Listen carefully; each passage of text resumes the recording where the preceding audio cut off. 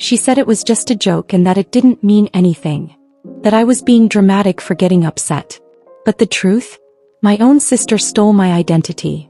My face, my pictures, my entire online presence. And used it to catfish multiple men on Instagram. One of them was married. One of them got obsessed. And one of them, he showed up at my apartment door, thinking I was his girlfriend. And somehow I'm the bad guy.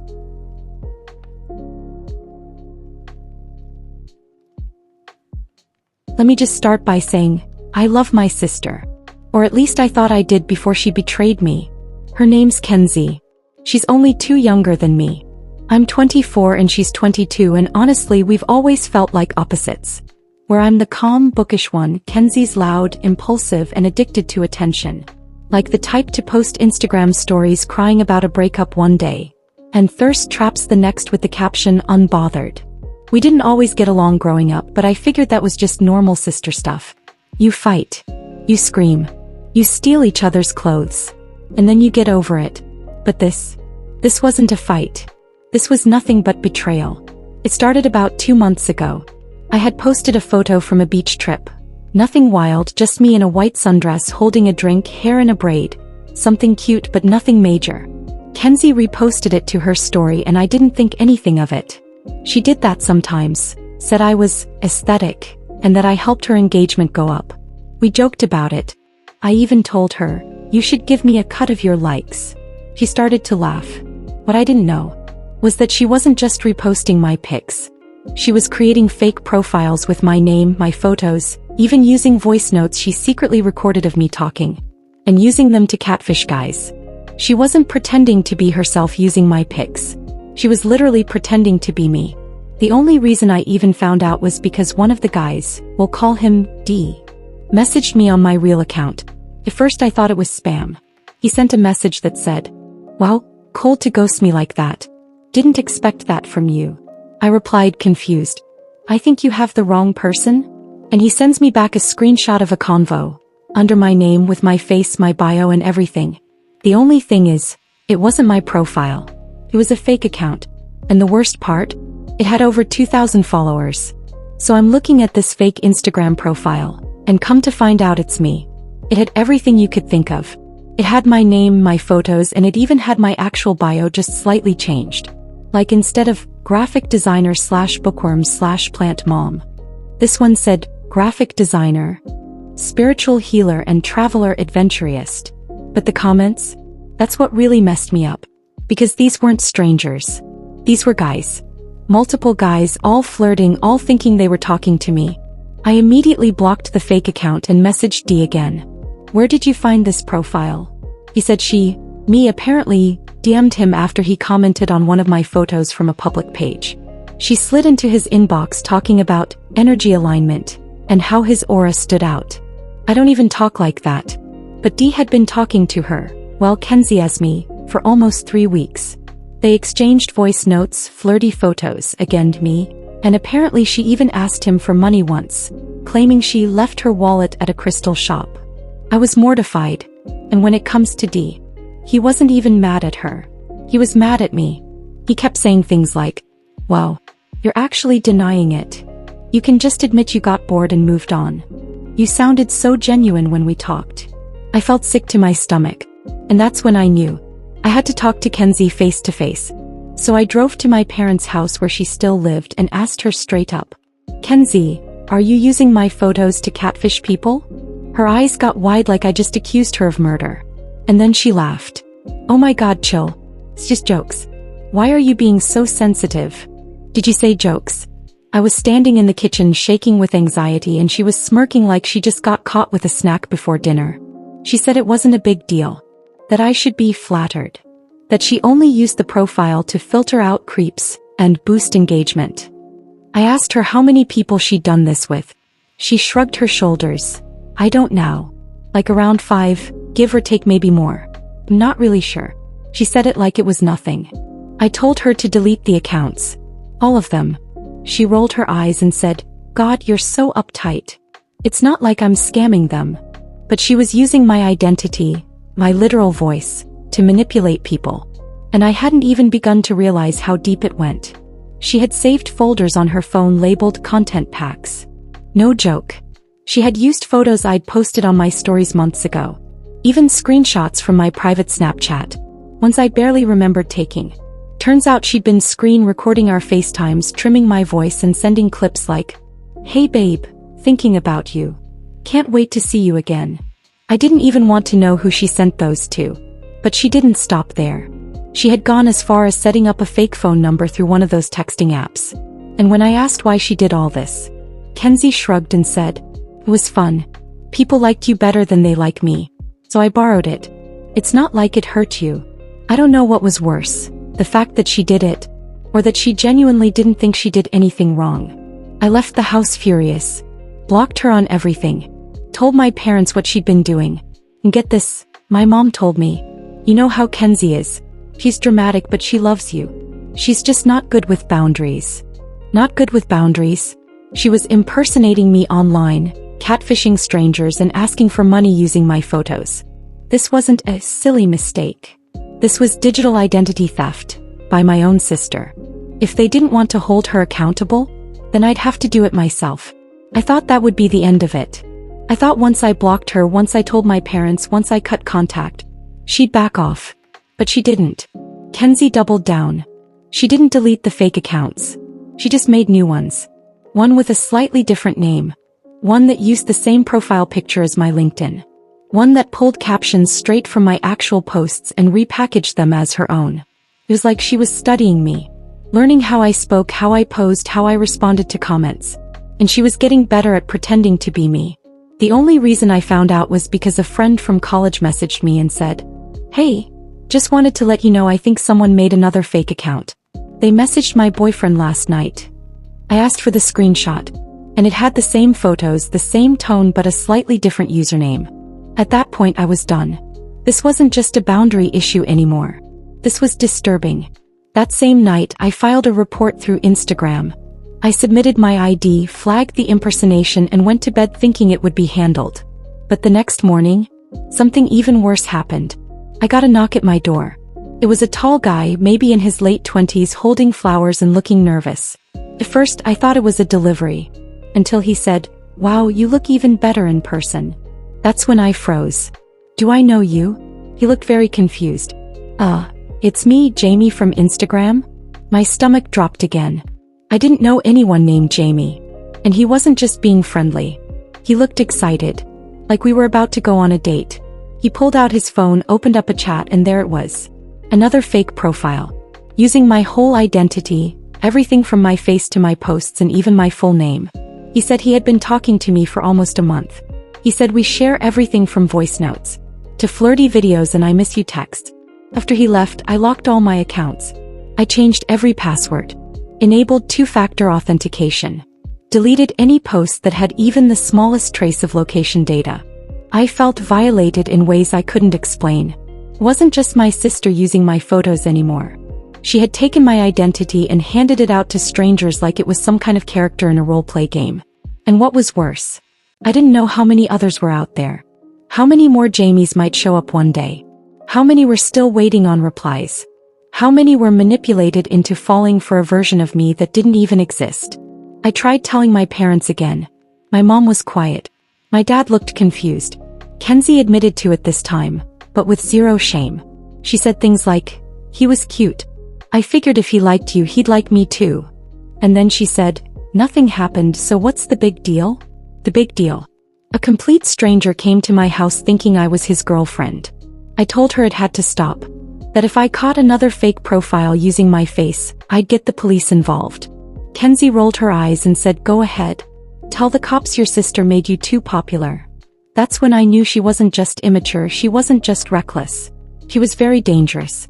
And she didn't see me as her sister anymore. She just saw me as a brand. You know, like something to wear. Something to mimic and sell. And the scariest part? I don't think she ever planned to stop. I didn't want to do it, going to the police. That wasn't something I took lightly. This wasn't some viral TikTok prank or a case of mistaken identity. My sister wasn't just borrowing my likeness. She was using it to manipulate strangers, lie to men, ask for money, and flirt with people using my name. She had crossed a line, and by the time Jamie showed up at my door, I realized she didn't care who got hurt. Not even me. So I made the call. I spoke with a detective. Explained everything. I showed him the fake accounts. Screenshots. Voice notes. Messages from confused men who thought they were dating me. And I included Kenzie's name. He didn't laugh. He didn't brush it off. He said, "This might fall under identity fraud and online harassment. Depending on the level of manipulation, it could escalate into criminal impersonation." Hearing it out loud felt surreal. That my own sister might face real consequences for something she called a joke. Before they reached out to her officially, I sat my parents down one last time. I needed them to hear it from me. My dad stayed mostly quiet, but my mom kept fidgeting with her hands like she was trying to calm herself. I explained everything, again. Only this time I laid it out like a case. How Kenzie had used fake numbers to pose as me. How she saved old voice recordings from our FaceTime calls. How she convinced men to send her money. How she risked my safety by telling strangers where I worked. When I finished, my mom looked at me and said, "But she's your sister." That was all she had. Not denial. Not shock. As if blood was a get-out-of-jail-free card. I told her I wasn't doing this out of spite. I was doing it because Kenzie wouldn't stop. And because the longer she got away with it, the more entitled she felt to my life. I didn't scream. I didn't cry. I just said, "You can love her. But you don't get to guilt me for protecting myself." 2 days later, Kenzie got a call from the detective. He thought it was a prank at first. Literally laughed on the phone. Until they told her she might be facing formal charges. Then she called me yelling and screaming. Accusing me of ruining her life. "You're seriously trying to get me arrested over some pictures? What is wrong with you?" I stayed calm and told her, "You didn't ruin your life, you just finally got caught." She told me I was dead to her. That I was selfish and that I always thought I was better than her. And when I didn't respond, she just started crying. Not because she felt guilty, but because for the first time in her life, someone was holding her accountable. My family hasn't been the same since. My mom still texts me begging me to make peace. My dad stays neutral like always. Kenzie blocked me on everything, moved out of our parents' house and started posting vague quotes about betrayal and snakes in the grass. I didn't comment, I let her have her drama. I had peace for the first time in months. The police didn't press charges right away. It was more of a formal warning, a documented complaint and a hard conversation with someone in uniform. They made it clear. If she kept it up, if one more fake profile surfaced, if one more victim came forward, she'd be facing criminal consequences. I didn't want to see my sister in handcuffs. But I also didn't want to wake up one day and find out someone got hurt thinking they were in love with me. So I kept my guard up. Logged everything.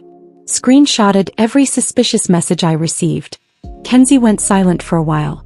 But then, she posted a video on her story, crying, no makeup, tissues in hand, about how someone she loved had ruined her life to feel superior. She didn't name me, but everyone knew. I got messages. People choosing sides. Some saying I was cruel for getting police involved.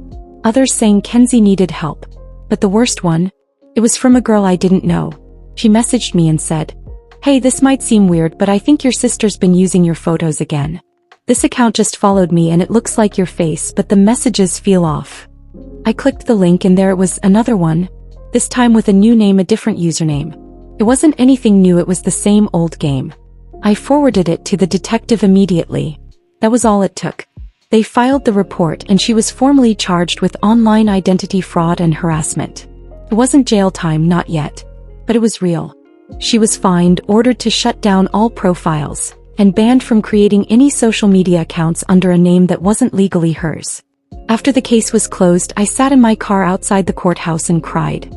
Not out of relief and sadness, but from months of fear, shame, and embarrassment. All that pain was finally gone.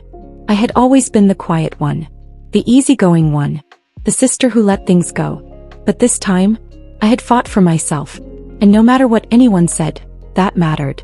My relationship with Kenzie? It's non-existent and I've grown to accept that. Some people will love you until you say, no. Until you put up a boundary they can't bulldoze. Then suddenly you're the villain. But I'd rather be the villain in her story than the victim in mine. For anyone else who's dealt with betrayal from the people closest to you, you're not weak for loving them. But you are powerful for walking away. And sometimes, Walking away is the loudest act of self-respect there is. The day the charges became public, my DMs lit up. Not just from friends and curious old classmates, but random men.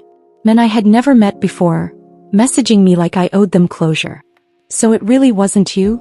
Are you the one I talked to on Telegram last winter? I gave her $400. Do you even know what she used it for? Some were angry. Some were embarrassed. One told me he hadn't spoken to a woman in person for over a year, because he was so wrapped up in his fantasy version of me. That one stuck with me, because I realized this wasn't just about me anymore.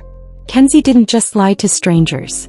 She built parasocial relationships using my face, and they believed in it. Some of them fell in love, and then some of them became obsessed, and some never even questioned it at all. All because she knew how to mirror just enough emotion, while hiding behind my identity. I started keeping a folder. Every DM, every fake profile. Every person she'd interacted with using my name. There were dozens, and a lot of them had no idea she wasn't me, even after she was charged. But here's the part that still blows my mind. When people found out about the charges and that Kenzie had impersonated me for months, I still got hate. I had a girl DM me and say, "It's giving pick me. You really got your sister arrested because you couldn't handle her getting attention." Another person, who I later found out was one of Kenzie's old friends, tweeted, "If my sister ever called the cops on me over a couple selfies, I'd call her the toxic one." It was unreal. They thought this was about pictures, but it wasn't about selfies. It was about identity. It was about consent. It was about safety. And yet, the more I explained, the worse it got. Kenzie never publicly admitted what she did, but she sure implied that I was the one trying to ruin her. And people love a good villain. Especially when she's quiet, composed, unbothered. They think you're cold. They think you're calculated. But if I had yelled, if I had gone off on social media like she did, then I would have been called dramatic, emotional, overreacting. So I kept my silence and focused on reclaiming what was mine. I didn't plan on making my story public. I was still dealing with the embarrassment, the paranoia, the random DMs from men who still didn't get it. I was already exhausted just existing in my own skin. But when people started spinning narratives about me, especially Kenzie's friends, I realized silence wasn't protecting me. It was protecting her. She had painted me as the bitter older sister who couldn't handle attention. Said I ruined her life over internet clout. Made it seem like I went full FBI just because I was jealous she had followers. The posts weren't subtle either. Screenshots of my old photos with captions like, "Funny how some people cry victim when all they ever wanted was control." One of her friends literally tagged me in a meme about snitch sisters. And then came the fake stories. People claiming I had been in on it the whole time. That I helped her run the accounts for months and only turned on her when we had a falling out. That was the final straw, so I posted my own side. Not a thread, not a rant. Just a simple video. No filters, no music. Of me sitting down and explaining everything. I started from the beginning. The stolen photos. The fake accounts. The men who messaged me confused and hurt. The one who showed up at my house thinking we were in love. And most importantly, the fact that Kenzie never stopped, even after being warned by the police. I didn't drag her. Didn't name call. Didn't even mention our personal beef. I just told the truth, and within 24 hours the video went viral. The comments section was like a war zone. People were stunned. Half of them couldn't believe I didn't go further. The other half were still trying to defend Kenzie, saying things like, "You didn't have to expose your own sister like that. Family over everything. You're so calm. It's giving manipulator." But the ones that mattered, the people who'd been catfished, the women who'd had their identities used without consent, the people who had siblings like Kenzie and had been told to just keep the peace. They flooded the replies. "This happened to me. I thought I was the only one. Thank you for speaking up." It was overwhelming, but in the best way. For the first time, I wasn't just a girl being stalked by her sister's lies. I was reclaiming the narrative. But then the fallout at home came. My mom called the next morning. She didn't even say hello. She just said, "Why would you put that online? You're making this worse." And I said back, "Worse for who? Worse for me? The one whose face had been passed around like clickbait? Or Kenzie, the one who had been impersonating me for months?"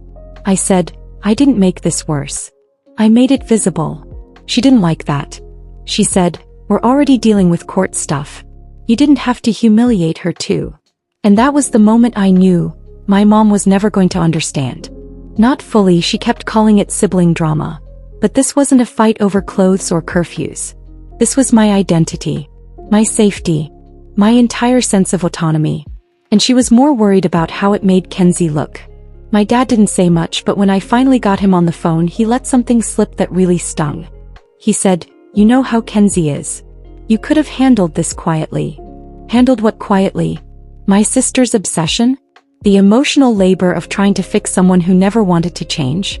The months of explaining myself to strangers, losing trust in my own photos, watching someone else live in my skin?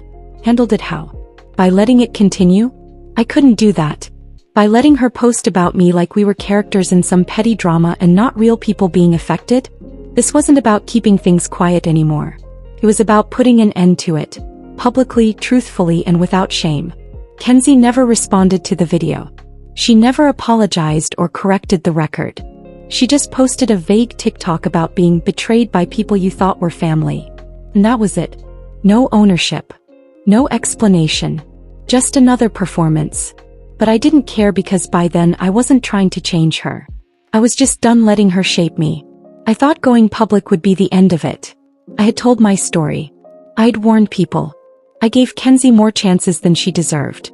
I even stayed respectful. But just when I thought she was done, she did the one thing that made me see red. Kenzie started messaging people pretending to be me again. But this time, she wasn't using fake accounts. She was replying from my actual photos. Old screenshots. Archived DMs. And in one case, and I still don't know how she did this, she sent a deepfake video. A full clip of my face saying something I never said. It wasn't perfect. It had a slight glitch, but it was enough to get the job done. Enough to fool a guy named Max, who thought he'd just gotten a personalized video message from me. He screenshotted it and sent it to my real page with the message saying, "You look tired, but I still love seeing your face." When I panicked, I asked him where he had gotten that from, and he said, "I got it from you." He had sent it through WhatsApp. That's when I realized this time she had made a burner phone. One with a fake number that was registered under a different area code. She was using it to message men in real time, acting like it was me. That's when I snapped. I called the detective who handled her original case and told him everything. The video, the burner number, and the manipulation. He asked me to forward everything within 48 hours so he could take a look at it. They ended up opening the case again. But this time it wasn't a warning. It was an escalation. Kenzie was served with a cease and desist, plus an official restraining order request. She was also told she could no longer use my name, my images, or any form of my likeness, digitally or otherwise, unless I gave written consent. Which obviously I never would do. You want to know her reaction? She showed up at my apartment in person. Standing in the hallway like nothing had happened, arms crossed, eyes already glossy. I didn't even open the door all the way. Just enough to ask her, "What do you want?" She said, "You're really ruining my life over this?" I looked at her and said, "You don't have a life anymore because you tried to live mine." Then I closed the door and I haven't seen her since. The legal process wasn't fast. Restraining orders take time, and because we were family, the court had a lot of gray areas to wade through. But eventually I got it. Kenzie was officially barred from contacting me, impersonating me, or sharing any media that involved my face or voice. It felt surreal, and honestly, it felt like grief because as much as I hated what she did, she was still my sister. We shared bunk beds. We had matching Christmas pajamas. We whispered secrets under the covers as kids. But somewhere along the way she stopped seeing me as her sibling, and started seeing me as something to use. I didn't go to her court hearing. I didn't reply to the texts our mom sent that week begging me to just talk to her one last time. I was done giving chances to people who saw my silence as permission. I may have lost a sister, but I found myself again. It's been 7 months since the restraining order was granted. Kenzie hasn't reached out. At least not directly. Every now and then I'll hear from someone, a mutual friend, an old coworker, even my mom, saying she's changed, that she's been working on herself, that maybe I should consider letting the past go. But the thing is, it's not just the past. It's not about a mistake. It's not about a single lie or a fake account. This wasn't about ownership, it was about consent. About what it means to lose control of your identity, not to a stranger online but to someone who grew up in the same house, ate at the same table and called you sis. That kind of betrayal hits different and takes time to heal from. Took a lot of time and I've changed a lot since then. I no longer post my face publicly. I watermark every image. I've locked down every account, disabled DMs and built privacy into my daily life like armor. Some people say it's paranoid, that I'm letting her win. But to me this is what safety looks like now. Because I'd rather be unseen than to be misrepresented. I would rather be private than exploited. So the best thing for me to do was to start therapy. Not just to unpack the trauma, but to rediscover who I was outside of being someone else's mirror. I picked up painting again and got a dog to keep me company. I also started writing in a journal for the first time in years. Sounds small, but these were things I had stopped doing without even realizing it.